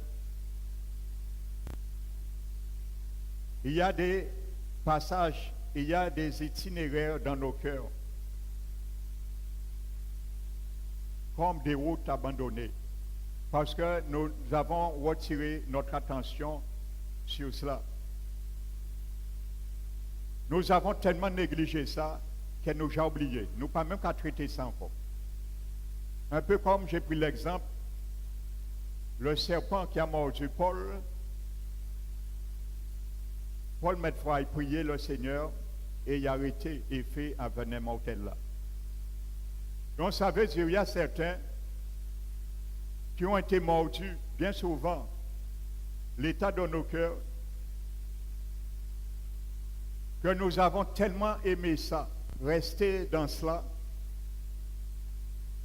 dans cet état, dans cette parcelle du terrain, territoire, du champ de nos cœurs, que nous avons oublié. Ça veut dire que nous avons mis considéré terrain qui est non constructible. Amen. Et c'est certaines personnes qui vivent, qui perdent et qui portent des fardeaux. Le Seigneur, j'ai essayé de dire, toutes gens, ils ne veulent pas. Alors, c'est ça, c'est des routes abandonnées. Mais nous pouvons abandonner des parcelles dans nos cœurs, mais le Seigneur, lui, il ne considère pas ça comme abandonné pour lui, parce que le Seigneur veille. Le Seigneur veut utiliser toutes les tranches de nos cœurs. Parce que Jésus nous dit, lorsqu'il nous a donné sa vie, nous lui avons donné nos cœurs, nous baillons au début aussi partie là ça. Alors, il ne faut pas nous mettre en panneau que pas ni encore possibilité de construire ici ça. Le Seigneur va nous ramener aussi à fouiller dans ces casiers. Ces routes abandonnées. Amen. Et ceux qui voyageaient prenaient des chemins détournés. Parce que tu ne pourras pas marcher comme il faut devant le Seigneur, dans sa justice. Tu prendras tôt ou tard des chemins détournés. Parce que toi-même, tu as comblé certaines routes déformées. Tu ne veux pas les assainir. Donc, je risque de marcher dans des sentiers, chemins détournés. Et nous allons rester tordus, torturés dans nos pensées, dans nos cœurs. Et le Seigneur va nous ramener là et nous rappeler ce que nous n'avons pas fait encore. Parce qu'il veut un sentier préparé droit pour qu'il puisse venir. Pour qu'il n'y ait rien qui puisse faire opposition à sa bénédiction sur nos vies. Amen. Et c'est pour ça qu'il y a beaucoup d'enfants du Seigneur qui prennent des chemins détournés, des voies détournées. Parce que la bonne voie que Dieu les demandait de prendre d'impiété, ils l'ont abandonnée. Donc, il est obligé de prendre notre chemin. C'est normal. Vous savez, lorsqu'il y a une route principale, on bat cette route pour des travaux. Il y a une déviation pour ne pas créer embouteillage. Donc, il y a une déviation. Eh bien, c'est la même réalité. S'il y a des sentiers, des routes dans nos cœurs que nous empêchons nous-mêmes de progresser, nous-mêmes, nous allons mettre un panneau de déviation pour notre propre chute. Et nous allons dévier. Au lieu d'aller à droite, nous irons à gauche. Au lieu d'aller à gauche, nous irons à droite. Au lieu de dire, le Seigneur m'a dit ça, m'a parlé, nous allons dire, au lieu de dire que j'ai entendu que le Seigneur voulait m'exhorter pour que je reste et je comprenne une situation de l'état de mon cœur, nous allons dire que le Seigneur m'a dit de sortir et de quitter. Nous répondons à bon Dieu pour mentir si nous et si bon Dieu. Amen. Comment le Seigneur peut te dire de quitter une église et d'aller dans une église qui a de l'abomination? Explique-moi ça. À moins que c'est un autre Dieu qui t'a répondu, et moi je le crois. À moins que Dieu, le vrai Dieu, t'a répondu aussi. Parce que Dieu parfois peut te dire, vas-y aussi te perdre. Il a dit ça à Balaam. Il peut te le dire, hein. On ne marche pas avec Dieu, hein. Si tu veux aller te perdre, tu es conscient, tu iras te perdre, tu essaies de te Dieu te dit, va te perdre aussi. Il a dit ça à Balaam, hein. Il avait déjà averti Balaam. Mais connaissant l'état du cœur de Balaam, là aux gens, il voulait jouer les deux jeux.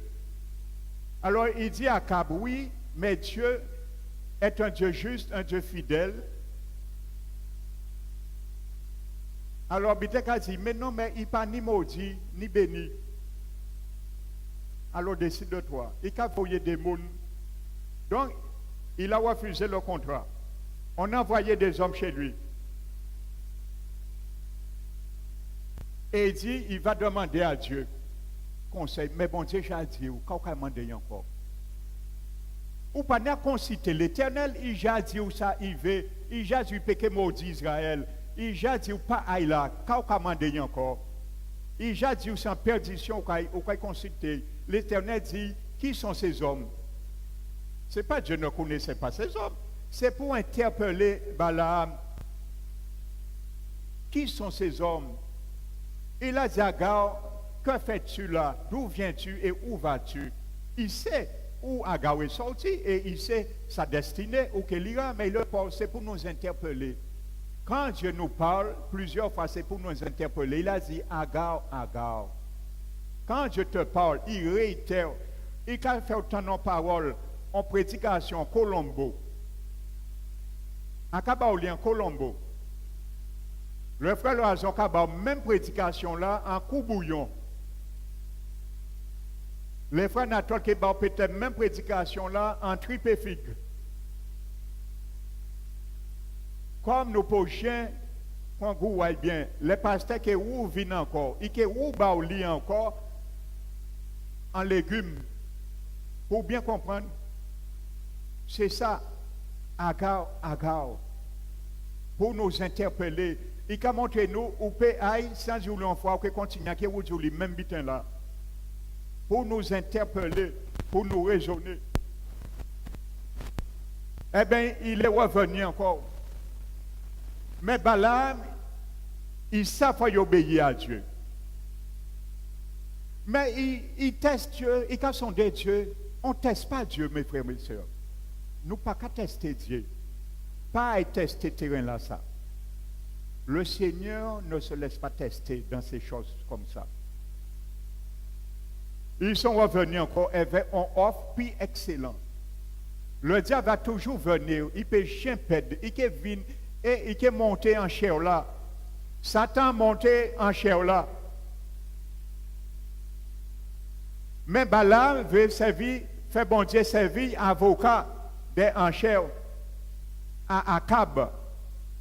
Alors bon Dieu dit, vas-y, oui, va. Alors si le Seigneur t'a dit oui, il peut te dire va, mais il sait déjà ce qui t'attend. Alléluia. On ne marchande pas avec Dieu pour sa justice. On ne marchande pas avec la sainteté de Dieu. Il te dit, vas-y aussi. Il peut te dire, allez, oui. Si tu es un Balaam, il te dit, va.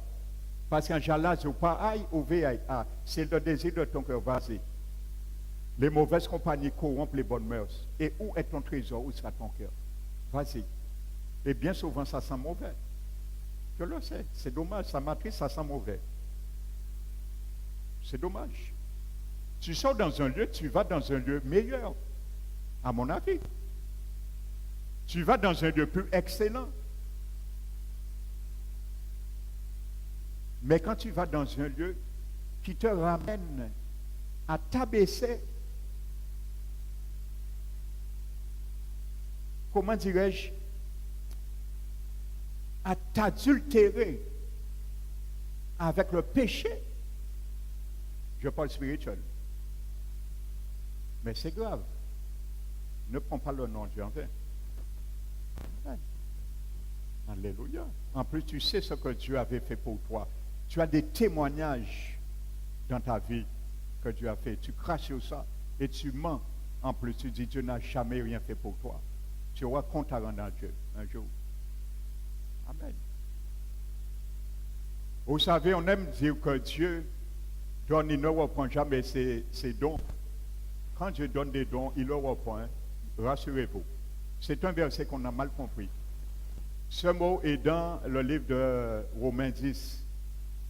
Dieu parlait d'un contexte bien précis. Il parlait qu'il avait fait une promesse irrévocable à Abraham vis-à-vis les Juifs. Et qu'il a juré aussi longtemps que le ciel, la terre existera. Il se rappelait de l'alliance qu'il a fait à Abraham. Et Paul traite ça. Il parle des Juifs qui étaient l'olivier pur, le vrai olivier, Israël. Mais par leur désobéissance, par leur incrédulité, ils ont refusé le Messie. Il les a retranchés momentanément, afin que les païens puissent être greffés ou qu'ils ont été retranchés. C'est nous. Et Paul dit que maintenant, lorsque les païens, le maximum, seront sauvés, Zacharie leur dit, Dieu va traiter maintenant par son alliance, à cause de son alliance. Et il va sauver maintenant les Juifs. Amen. Et c'est là Paul dit que Dieu, parce que pourquoi Dieu le fera, Dieu ne se repent pas de ses dons et de sa promesse. Mais en ce qui concerne ces circonstances pour les Juifs, ces dons, amen, qu'il a fait aux Juifs. Quand Dieu donne des dons, on le pervertit, le Seigneur le reprend aussi. Amen. Alléluia. Donc ça, c'est un contexte bien précis que Dieu parlait.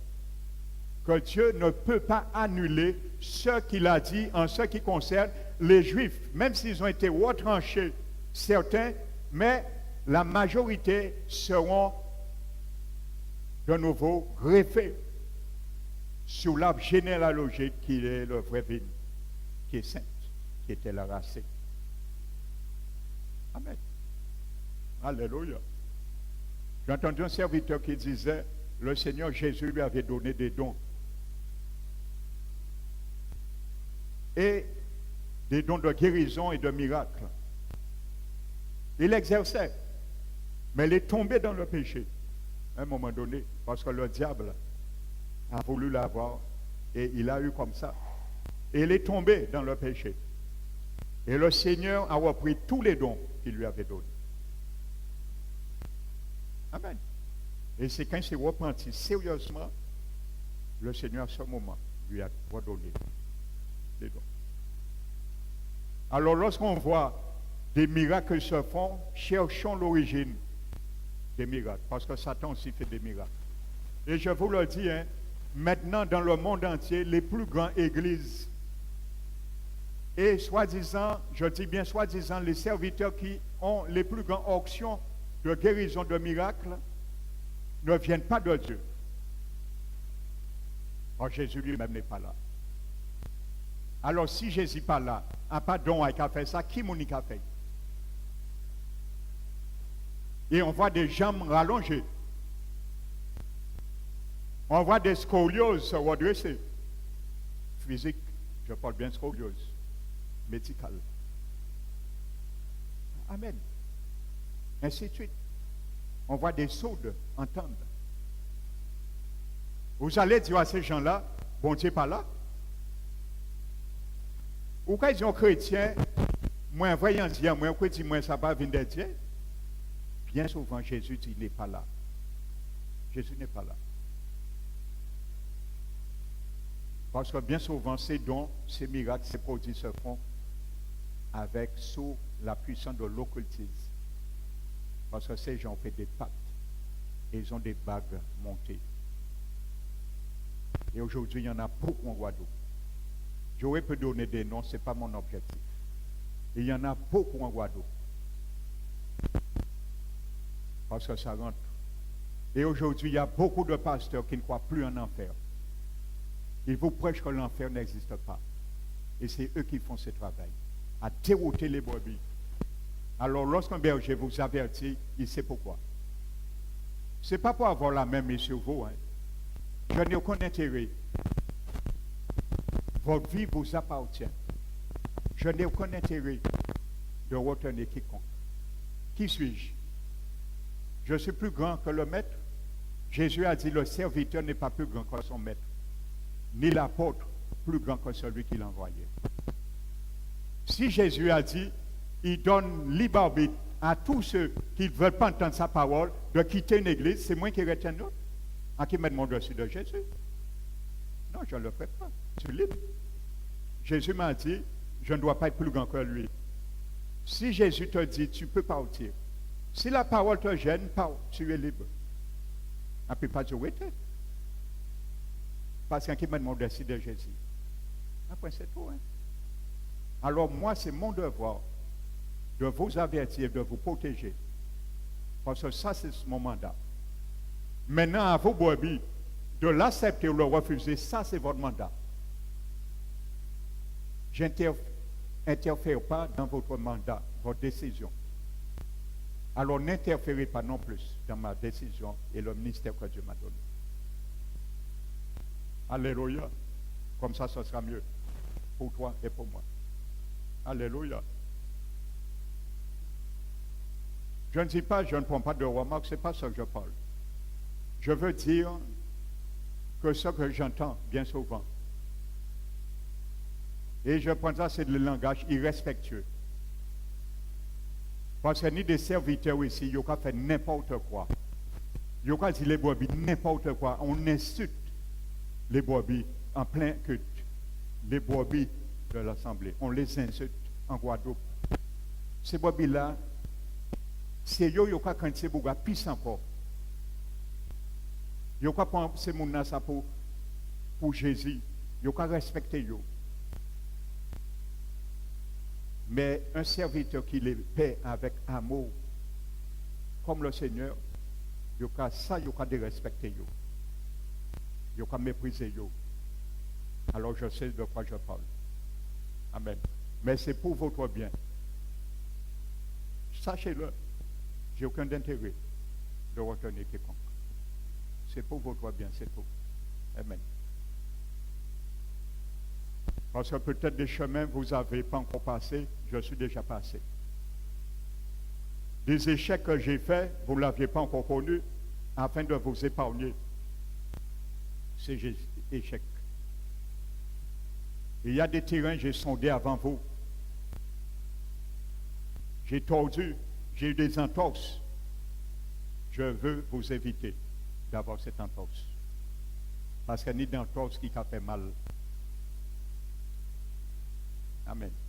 Alors ce matin, que le Seigneur veut et te demande et veut voir tout ce qu'il nous a demandé sur le chantier. Alors, à partir de ce matin, commence à faire l'Éternel entendre du bruit, du chantier dans nos cœurs. Laisse ce matin le Seigneur entendre le bruit du marteau, de la cisaille, le scalpin, tout dans nos cœurs. Pour qu'il te dise oui, j'assiste et je viens comme le contrôleur des travaux finis. Je regarde, j'attends. La bénédiction est là, mais elle est là, elle viendra, j'attends. Alléluia. Donc que le nom du Seigneur soit béni et glorifié. Alléluia. Nous allons, frères et sœurs, nous mettre debout.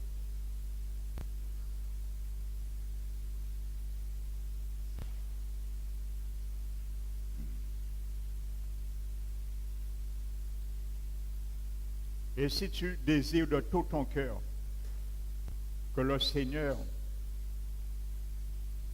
puisse t'aider, te prendre en main pour cela, alors ferme tes yeux.